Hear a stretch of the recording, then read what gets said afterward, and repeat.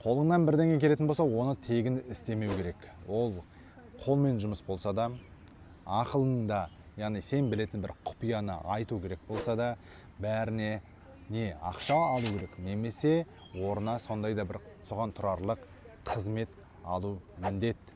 Көп адамдар қазір үйреніп қалған. Айта салсайшы, мен болсам айта салушы едім, туысқанбыз ғой, досымсың ғой, інімсің ғой, ағамсың ғой деген сияқты себептермен сенің қаншама жетістікке еңбектерін жеткен дүниеңді тегін алғысы келеді. Ол тегіннің ешқашанда құны болмайды. Оны мен 1000 рет дәлелдеп алғам өзіме. Сондықтан қандай да бір құнды зат орнына алу міндеттісің. Потому что беріс бар жерде алыс болу керек. Әйтпесе, мына физиканың өзінде де энергия алмаспай қалатын болады. Тек қана истощение болатын болады.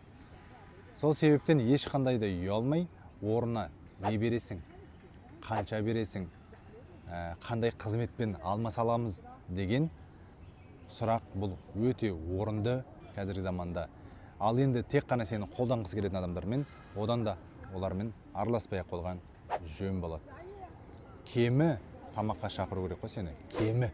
Ең жоқ дегенде бірдеңе сұрайын деп едім десе, сені тамаққа шақыруы хотя бы міндет деп ойлаймын. Бұл ережені ұстайтын болсаңыз, сіздің барлық энергияңыз өзіңізде болады, ешқайда бостан босқа кетпейтін болады. Сақтап алыңыз және достарыңызбен бөлісіңіз.